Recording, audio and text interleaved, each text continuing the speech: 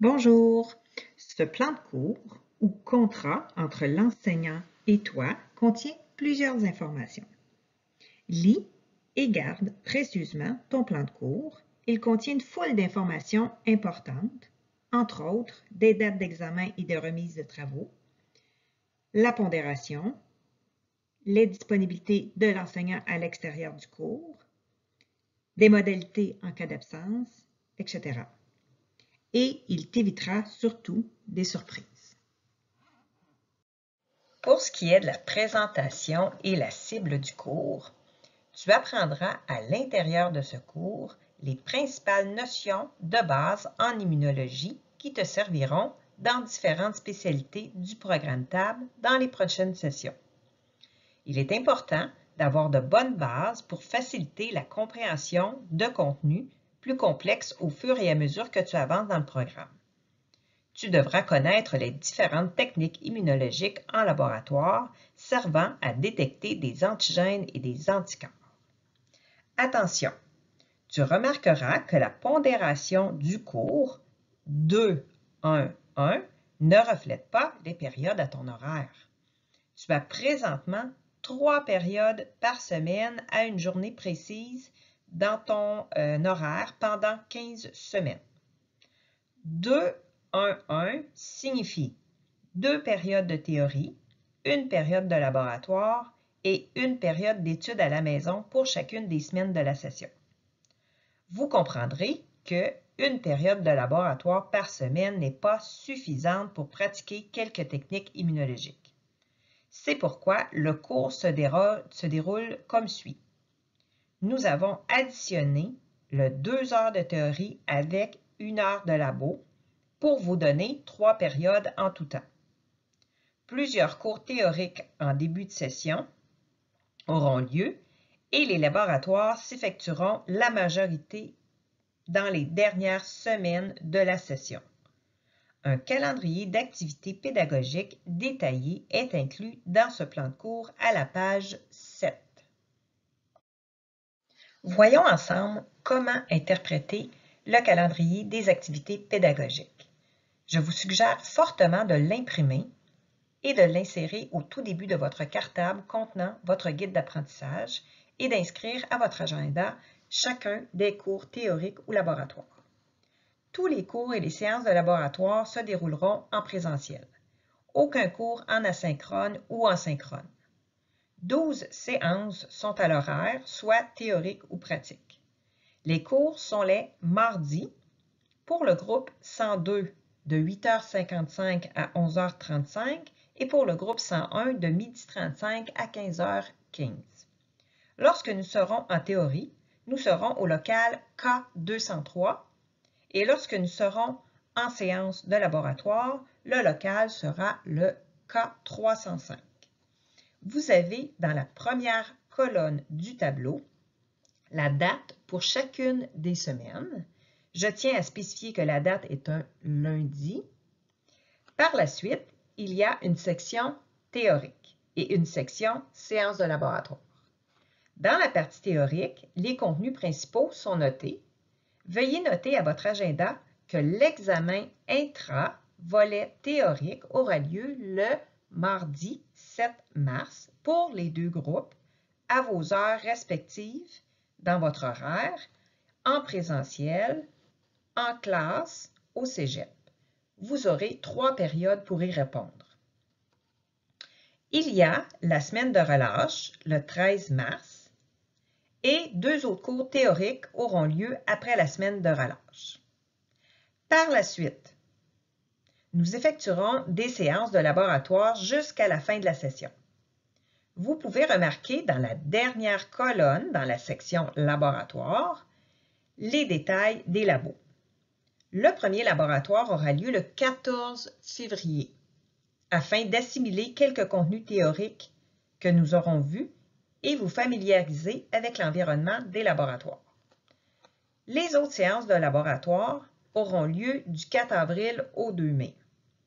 Vous aurez un rapport de laboratoire à compléter pendant les séances. Ces rapports seront sommatifs pour les labos 2 à 5 et compteront pour 20% de la note finale du cours, soit 5 % chacun.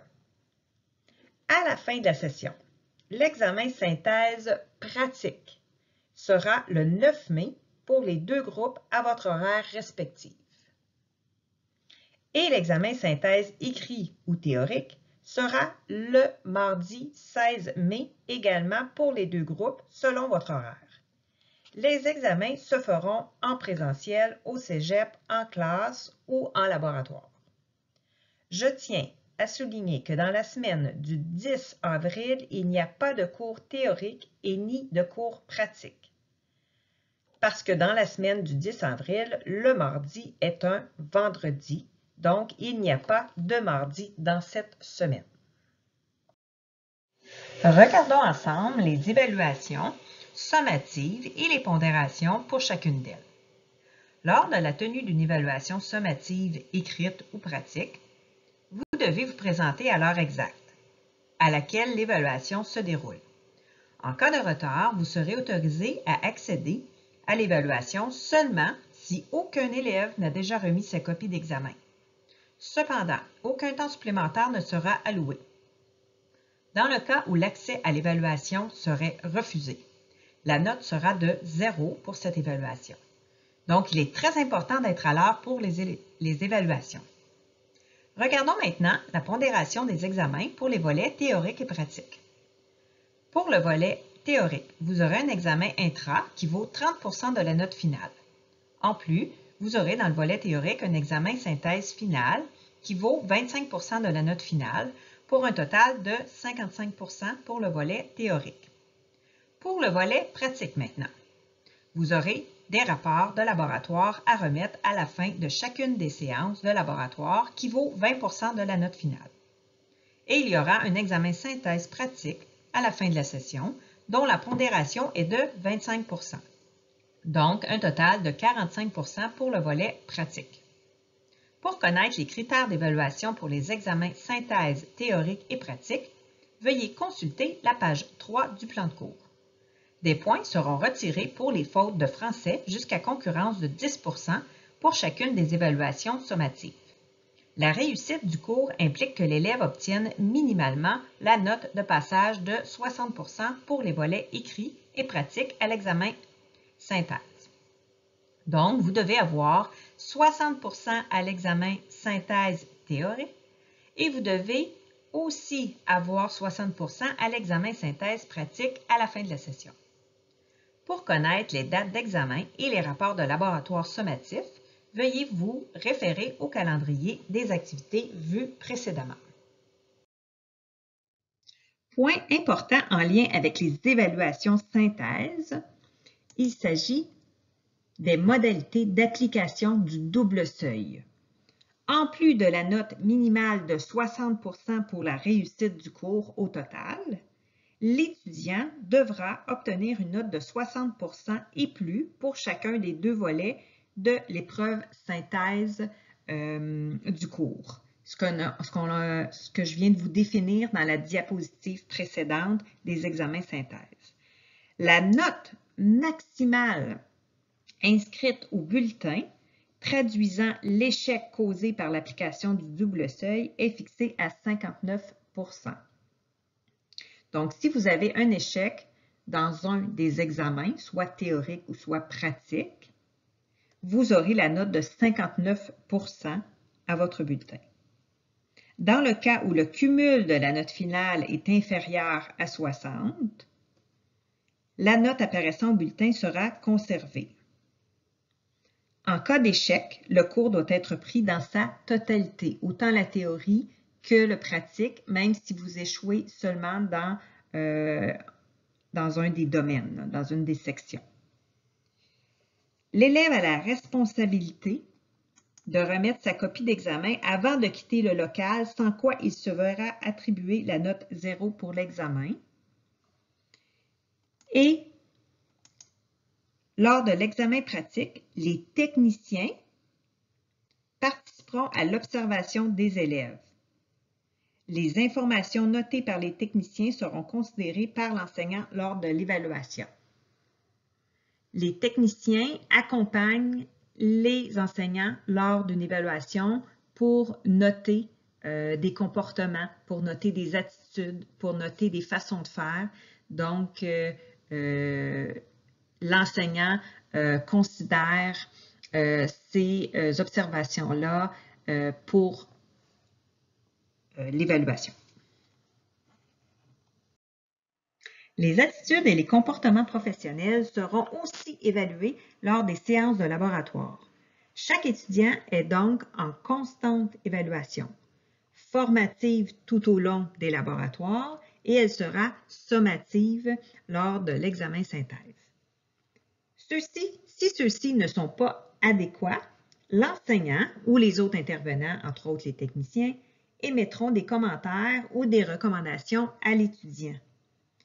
L'étudiant a la responsabilité de s'ajuster à ces recommandations. L'étudiant qui n'a pas montré d'amélioration après avoir reçu un avertissement de la part de l'enseignant ou du technicien pourrait se voir exclu du cours. L'évaluation de ces compétences se fait par correction négative. Cela veut dire que vous perdrez des points jusqu'à concurrence de 10 %. Je vous invite à lire les responsabilités professionnelles sur lesquelles vous serez évalué. Elles sont à la fin de votre plan de cours. Il s'agit de la rigueur, de l'esprit de collaboration, de sens de responsabilité, sens de l'éthique et de la sécurité.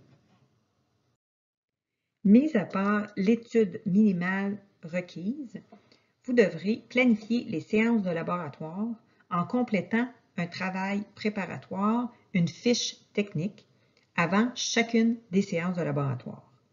Des protocoles de laboratoire seront déposés sur la plateforme Moodle. Vous allez devoir résumer ces protocoles et les insérer sur une fiche. L'étudiant qui n'a pas préparé une fiche technique se verra interdire l'accès au laboratoire tant et aussi longtemps que celle-ci ne sera pas complétée. Pour ce qui est de la participation au cours, pour les cours théoriques, la présence au cours n'est pas obligatoire. Mais comme les échecs sont souvent associés à un taux d'absentéisme élevé, la présence est tout de même fortement recommandée. L'écoute active et les questions d'éclaircissement sont les bienvenues. Les enseignants ne recommandent pas l'utilisation d'un guide d'apprentissage ou de notes de cours d'une année antérieure. Ainsi, l'élève qui choisit de le faire assume entièrement les difficultés que cela puisse lui causer au cours de la session. Pour les séances de laboratoire, l'apprentissage d'un comportement adéquat et sécuritaire se fait au laboratoire. Ainsi, être compétent à travailler en laboratoire nécessite la présence au laboratoire. Si vous ne démontrez pas de comportement professionnel adéquat et sécuritaire, vous pourriez vous voir interdire l'accès au laboratoire. L'élève doit effectuer lui-même les analyses, pas de travail de groupe en laboratoire. Il devra partager le matériel et les réactifs avec ses collègues. L'honnêteté, le respect et le civisme sont alors des comportements attendus. Aucun retard ne sera permis. De plus, vous devrez arriver au laboratoire bien préparé et entretenir adéquatement le matériel et les instruments utilisés. Le port du sarrau, des souliers fermés, des cheveux attachés et lunettes de sécurité sont obligatoires en tout temps au laboratoire. En cas de tenue vestimentaire inappropriée, l'étudiant se verra interdire l'accès au laboratoire. Vous devez vous procurer le guide d'apprentissage L'immunologie médicale disponible à la coop du Cégep et vous devez utiliser le code H23RG390 pour commander votre guide. Le guide est disponible sur le site de la librairie Copsco. Vous cliquez « Magasiner » dans « Notes de cours » et « Cégep de Saint-Jérôme » et vous allez pouvoir commander le guide d'apprentissage. Pour ce qui est du matériel requis, pour ce qui est de la théorie, vous avez besoin bien sûr du guide d'apprentissage disponible à la coop. Vous avez besoin d'un cartable minimum 2,5 pouces d'épaisseur ou plus, de feuilles mobiles, de crayons de couleur, d'un accès Internet, idéalement à haute vitesse, d'un ordinateur pour travailler sur les différents fichiers, car ils ne sont pas toujours accessibles avec un téléphone cellulaire, et un micro et une caméra pour pouvoir accéder aux rencontres en ligne via Teams s'il y a lieu. Pour les séances de laboratoire, vous aurez des protocoles de laboratoire à imprimer qui seront disponibles sur la plateforme Moodle. Des fiches de carton à se procurer pour effectuer vos résumés de protocoles. Ces cartons sont disponibles à la coop. Un sarrau blanc avec bouton pression et poignet élastique, lunettes protectrices, crayon marqueur permanent à pointe fine ou moyenne, crayon à l'encre, à mine et efface, calculatrice, et votre carte à puce pour entrer dans le confinement au niveau des laboratoires dans l'aile K. Toute forme de fraude, tricherie ou plagiat entraînera automatiquement la note 0 pour l'évaluation. Et s'il y a récidive, la note 0 sera inscrite au cours. Voici les différentes plateformes que j'utilise. La plupart des documents seront déposés sur Moodle. Si vous n'avez jamais utilisé Moodle, je vous invite à me contacter par Mio. Je vous donnerai la procédure. Regardons ensemble ce tableau. Pour ce qui est du plan de cours et du calendrier des activités pédagogiques, ils seront sur deux plateformes, soit Léa et Moodle. Pour les notes d'évaluation sur Léa, pour les communications individuelles par Mio, communication de groupe aussi par Mio. Pour ce qui est des exercices, des protocoles de laboratoire, des capsules vidéo, des cours asynchrones, ils seront sur la plateforme Moodle. Pour un cours synchrone sur Teams. Pour ce qui est des évaluations, ils seront sous format papier en présentiel, en classe ou en laboratoire au cégep. Et pour la révision de vos évaluations, ce sera sur rendez-vous à mon bureau au K304D.